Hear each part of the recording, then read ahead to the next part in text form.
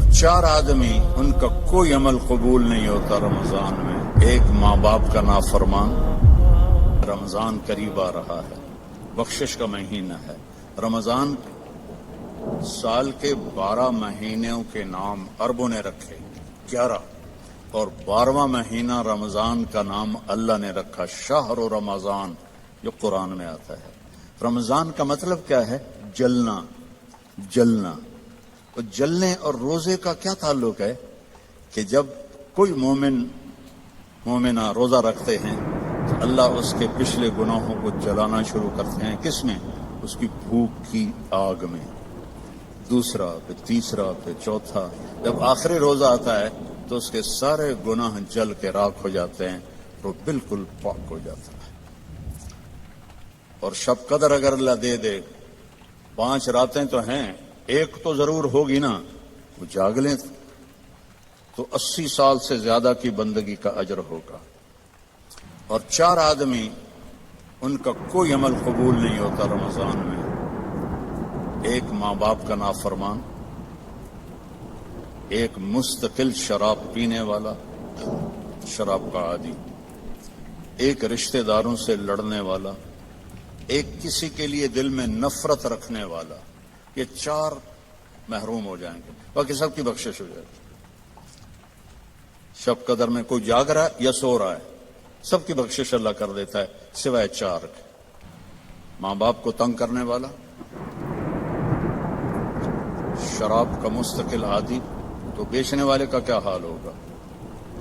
رشتہ داروں سے لڑنے والا، دل میں نفرت رکھنے والا۔ ایک ٹیشو پیپر دینا مجھے، میں آپ کو ایک لفظ کا مطلب سمجھاتا ہوں۔ ٹیشو پیپر ہے؟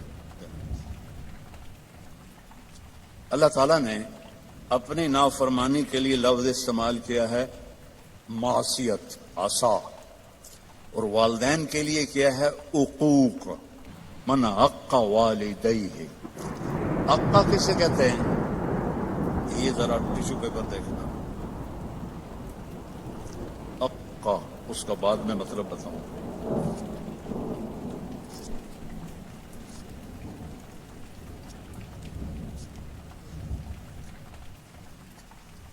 اب یہ جڑ سکتا ہے؟ کیسے پرزے پرزے ہو گیا ہے؟ جو والدین کو اتنا تنگ کرے کہ ان کا دل ایسے پرزے پرزے ہو جائے۔ عقا خلاف اپنے لیے اللہ نے کہا ہے نافرمانی، اور والدین کے لیے کہا ہے دل کو چیر کے رکھ دینا، دل کو چیر کے رکھ دینا۔ اللہ کے واسطے اپنی ماؤں کی زندگی کو غنیمت جانو، اپنے باپ کی زندگی کو غنیمت جانو، ان کی کڑوی بھی سہ لو، ان کی میٹھی بھی سہ لو، تو آپ کے لیے جنت کا راستہ اللہ آسان کر دے گا۔ ایک آخری حدیث سناتا ہوں، پہلے سنائی تھی، جو باوضو رہے گا اللہ اس کا رزق بڑھائے گا۔ اب آخر میں حدیث یاد آ گئی، آپ نے فرمایا جو یہ چاہے اس کی زندگی لمبی ہو۔ کون نہیں چاہتا؟ 80 سال والا بھی کہہ رہا تھا دعا کرو اللہ حیاتی دے وے، پترا کرے دن بابا ہوں بس بھی کر اگاں جا، وہ پھر بھی کہتا ہے دعا کرو اللہ زندگی دے، صحت والی دے۔ ٹھیک ہے، کون نہیں چاہتا؟ جو یہ چاہے اس کی زندگی لمبی ہو اور اس کا رزق بڑھ جائے اور مرنے کے بعد اس کا نام بھی زندہ رہے، ماں باپ کی خدمت کرے اور رشتہ داروں سے اچھا سلوک کرے۔ یہ وہ ٹپس ہیں جو میں آپ کو اپنے نبی کی زندگی سے نکال کے دے کے جا رہا ہوں۔ احباب جمع ہے میر، حال دل کہہ لے، پھر التفات دلے دوستاں رہے نہ رہے۔ میرے ذمہ تو تھا کہ دیانتداری کے ساتھ آپ کو میں اللہ اس کے رسول کی زندگی کے وہ اصول بتا دوں جس سے آپ خوشحال زندگی گزار سکتے ہیں۔ آگے آپ کی مرضی ہے تو سارے بھائی بہن اس کی نیت کرو، آپس میں کوئی لڑے ہوئے ہو صلح کرو، معاف کر دو۔ بھائی بہن لڑے ہوئے ہیں، میاں بیوی لڑے ہوئے ہیں، میاں بیوی لڑ کے صلح کریں تو اللہ ان کے پچھلے گناہ معاف کر دیتے۔ کیا کروں، مجھے باتیں یاد آتی ہیں، ادھر گھڑی کو دیکھتا ہوں۔ شیطان روزانہ اپنی اسمبلی لگاتا ہے سمندر پر، ٹھیک ہے، اپنے سارے MPAs کو اکٹھا کرتا ہے, ان سے پوچھتا ہے ہاں بھائی کیا کر کے آئے ہو, ویسے ڈاکٹر ایک کہتا ہے سر میں نے زنا کروایا, دیکھ رہے ہو مجھے. دوسرا کہتا ہے میں نے چوری کروائی, شیطان کہتا ہے. تیسرا کہتا ہے میں نے شراب پلائی. ایسے وہ گناہ گناتے ہیں اور وہ صرف اتنا رسپانس دیتا ہے. پیچھے ایک خبیث لمڑا شیطان کھڑا ہوتا ہے, کولا کہتا ہے حضور میں نے میاں بیوی کو لڑایا. تو وہ یہاں سے یوں جمپ لگاتا ہے, وہ شاباش میرے بیٹے کام تو کر کے آیا, آجا آگے آجا. اس کو جفا ڈالتا ہے, اپنے تخت پہ ساتھ بٹھاتا, کہتا پاگلو اس شرابی کی شراب اس کی ذات تک, زانی کا زنا اس کی ذات تک, چور کی چوری اس کی ذات تک, میاں بیوی کی لڑائی دو خاندانوں کو آگ لگا دیتی ہے. کام ہے یہ کرنے کا. شیطان اس پہ خوش ہوتا ہے, اللہ اس پہ ناراض ہوتا ہے. اللہ کو سب سے زیادہ خوشی ہوتی ہے جب خاوند اور بیوی صلح کرنا. اتنا خوش ہوتا ہے کہ ان کے پچھلے گناہ معاف کر دیتے. تو میری گزارش ہے, باقی ہم انسان ہیں, پرزہ نہیں ہے کہ فٹ ہو جائیں گے. اونچ نیچ تو ہو جائے گی, جب ہو جائے تو معافی مانگ لیں. ہو جائے تو معافی مانگنے میں شرم نہ کریں. میں کیسے معافی مانگوں؟ معافی مانگیں گے آپ کا سر بلند ہو جائے گا, آپ کی عزت بڑھ جائے گی, آپ کا مقام بڑھ جائے گا, معافی مانگنے والے کے سامنے بھی اور اللہ کے سامنے. اور ماشاءاللہ آپ نے یہاں فنڈ وغیرہ ہم غزہ کے لیے اکٹھا کر رہے ہیں, تو میں ایک حدیث سناتا ہوں. میرے نبی نے فرمایا سبق درہم 100,000 درہم, 1 پاؤنڈ کا ثواب خرچ کرنے کا 1,00,000 پاؤنڈ سے زیادہ ہو گیا. صحابہ حیران ہو گئے, یا رسول اللہ وہ کیسے ہو گیا؟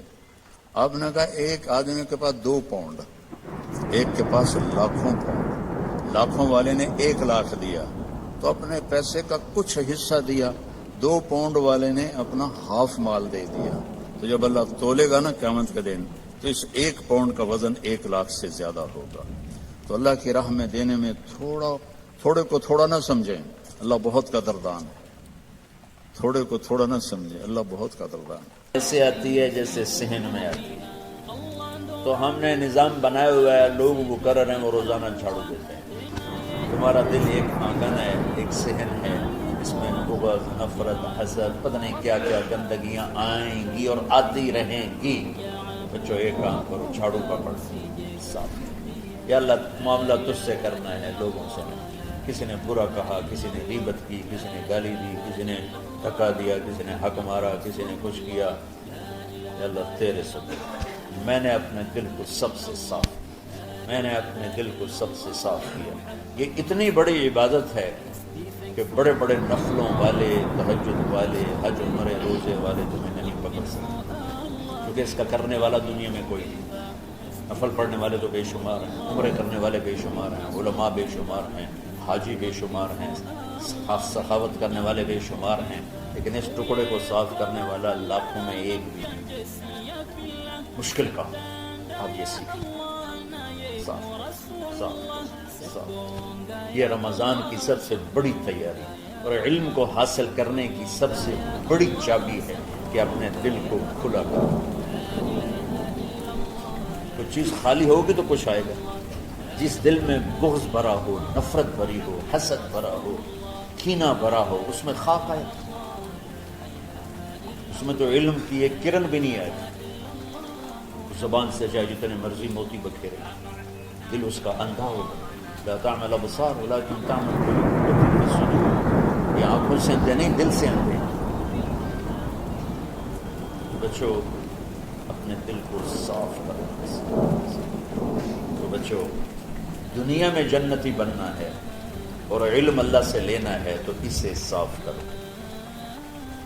سب کی نفرت سے سب. اس نے مجھے یہ کیوں کہا, اس نے مجھے یوں کیوں دیکھا, اس نے میرے بارے میں یوں کیوں کہا, اس نے میرے بارے میں یہ کیوں لکھا. جس کی تعریف ہوتی میری کتنی برائی ہوتی, اس کا تعریف تو نہیں. بھرا پڑا سوشل میڈیا. اللہ کے فضل سے میرے دل میں ایک ذرے کے برابر کبھی کوئی منفی جذبہ نہیں آئے تو میں دھو کے صاف کر دوں.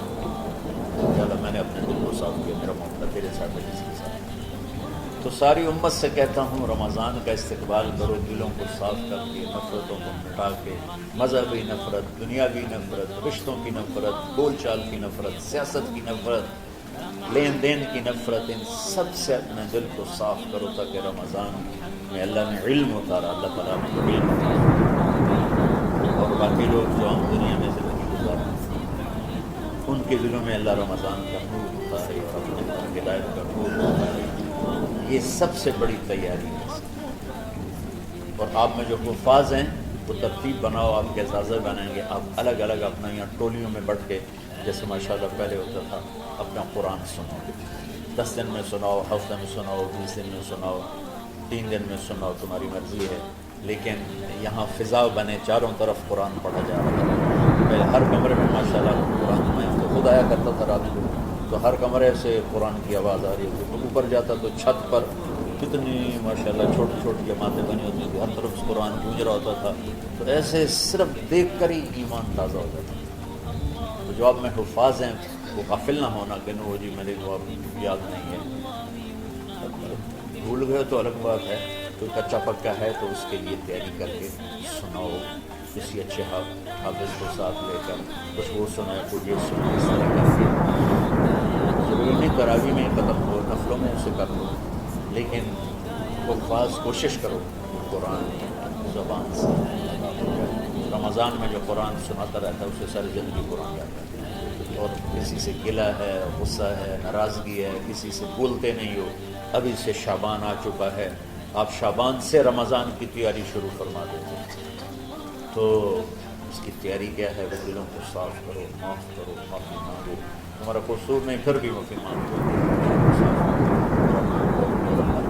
اور اللہ سے سخاوت مانگو کہ اللہ کو سخی بھی پسند ہے اور صاف دل والا بھی پسند ہے۔ انشاءاللہ اگر اس طرح آپ کی تعلیمی سرگرمیاں بھی رہیں تو رمضان کا روزہ بھی ہوا اور دل صاف بھی ہوا، تو انشاءاللہ اللہ آپ کے دل کو ایمان اور علم کے نور سے بھر دے گا۔ سارے بچے اس کی نیت کرتے ہیں۔